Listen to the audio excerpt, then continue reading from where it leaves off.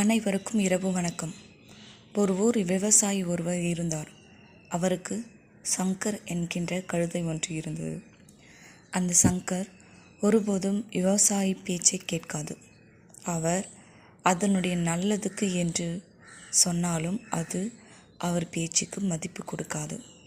ஒரு நாள் விவசாயி தன் வேலை விஷயமாக மலை உச்சிக்கு செல்ல வேண்டியிருந்தது.